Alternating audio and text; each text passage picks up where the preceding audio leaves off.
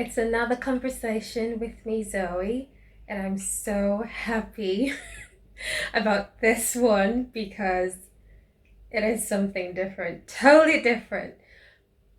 If you have been following me all through the beginning of my journey as a YouTuber, you would know that I'm all about living, loving, and learning, but then that is about expressing and sharing my values that I believe are part of best practices, not just for Christians, but for it cuts across every religion if we are honest. And that's what makes it best practice. And today I'm going to be pinning this one down to Christian women. Here are 10 top advice for first date. Number one, as everyone wants to be loved and be loved, before going on a first date, I would advise you to pray.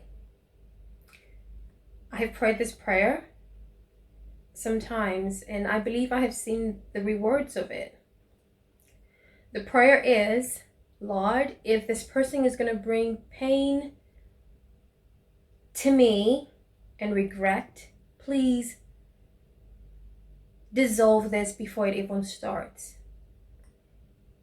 But if this person is going to add on to my life and make me a better person, then please, Lord, I welcome this person and help him to see the value that I bring from you, being that I'm attached to you, and help him learn a thing or two, whether or not we end up together. I always pray that prayer, and I have seen that prayer manifest in different ways. So my first advice would be for you to pray, not just for protection, because sometimes you go to new places and safety first, not just the spiritual safety part, but the safety of your heart, and you're a human being at the end of the day. You're just not, too spiritual to notice that you are flesh and blood. No, you are, honey. So please pray for protection for your heart and for your body and soul. Number two, top advice, please dress nicely. Do not dress too expensively or too luxurious. Do not be over the top. Don't show too much of your skin. I mean, even as a Christian, you would know that, right? Modesty is highly ranked for us women. Virtue, decency is great.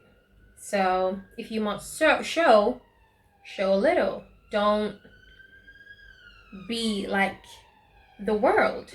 We live in this world, but we are not of this world. So there needs to be a difference when you go to that bar, to the restaurant, for that walk, to the park, wherever it is you're going for the date. There needs to be a difference between you and the other girl. Yes, there needs to be a difference. That's why you are a Christian woman. That's why you are a Christian lady. If there is no difference between you and that lady, questions would be asked. Do not pay on the first date. No, please do not pay. Why would you pay? He asked you to accompany him. You are honoring him with your company, with your grace, with your essence, with your values, with yourself, with your virtue. Not on the table. I mean, not in one go, but you are the price. A lot of people have said that, but I'm going to break it to you in a different way. You are the price here. We are carers, we are nurturers, we are gifts from God. God saw that the man was too practical and too lonely, and he brought us to bring warmth and color into his life. So this gentleman had seen you, and you're like, I'd like to get to know you more. Would you like to come out with me? And you said yes, whether or not you initiated it. Do not pay on the first date. If he is a man that was brought up well, he would not ask you to pay or split the bill on the first date. And I do not buy into that whole 2021 equality conversation that has to override the fact that we are helpers. First date, do not pay. If he asks you to pay, you know that there will never be a second date. Come rain, come sun, come shine. You pay. Take your card though. That's my fourth advice. Take your card with you. Let me just marinate both.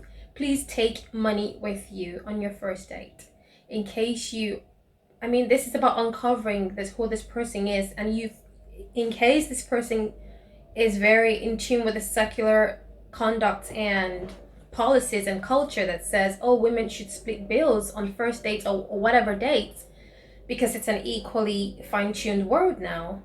Well, gracefully pay part of the bill and take your gracious leave and never see him again.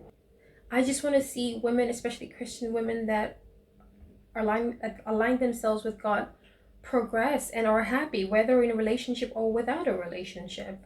That's part of my dream. When this date is going on,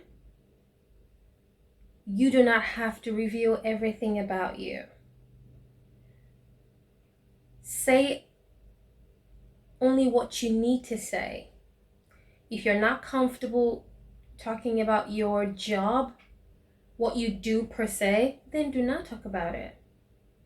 You can go on a date and just talk about the primaries. Oh, I'm from here. This is what I do.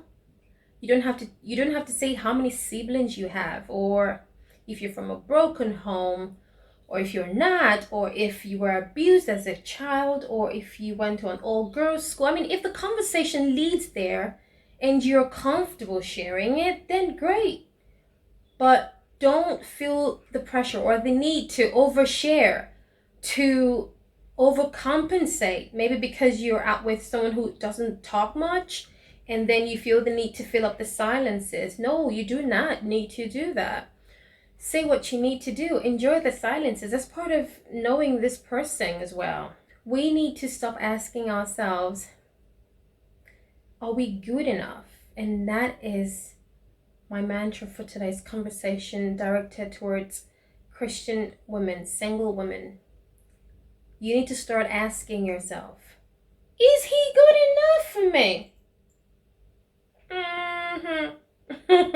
That's the question you should be asking. That's if you are good enough to start with. You have to have worked on yourself. If you need to take some time off the dating scene, great. Just work on yourself, increase your value. That's why I'm on the series Becoming, so you can, do a rewind and see little things, practical things that you can do to build your quality, your value systems, and your worth. Okay? There you go. So don't feel the need to overshare. Another great point I want to point out is you do not need to kiss this gentleman on the first date. Hear me out.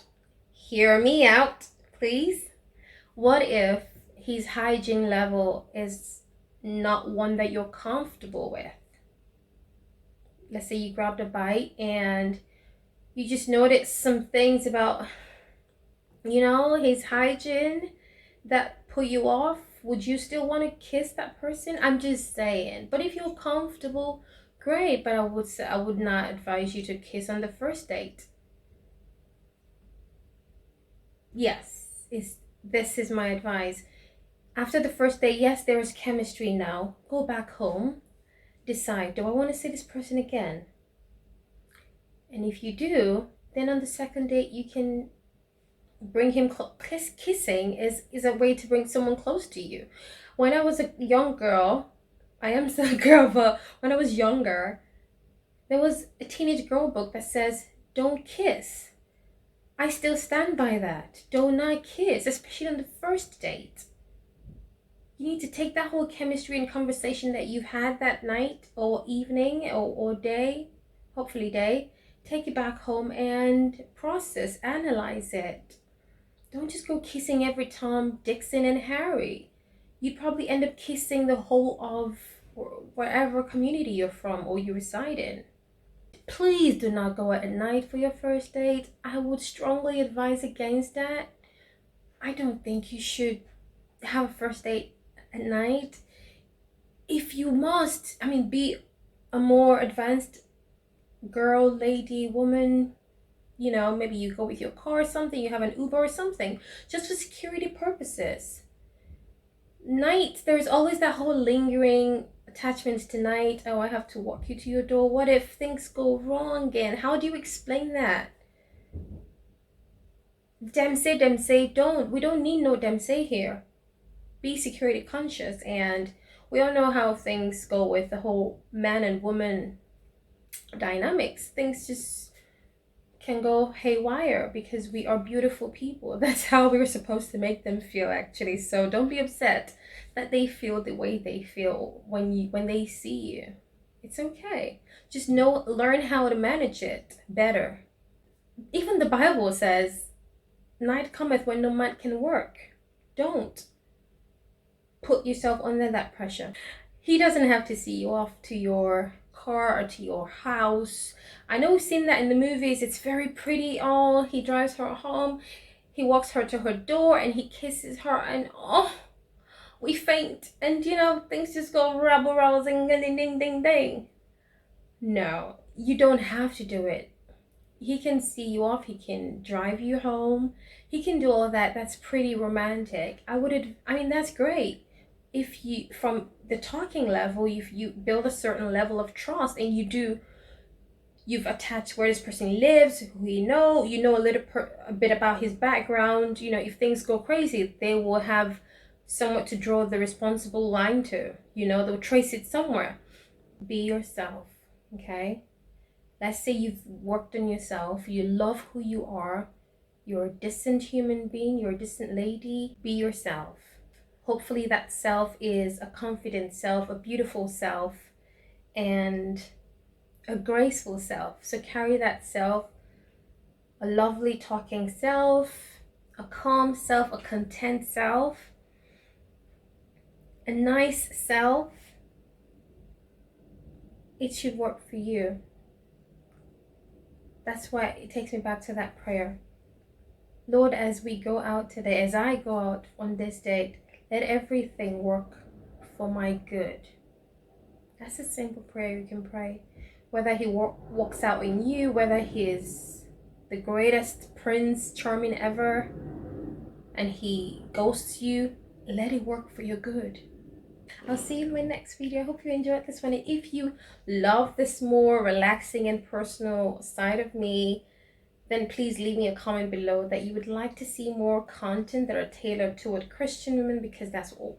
I'm a Christian woman and I want to see my sisters happy. If you'd like this personable kind of content, then please leave me a comment below. It would encourage me to do more of it. I love you for watching. Bye.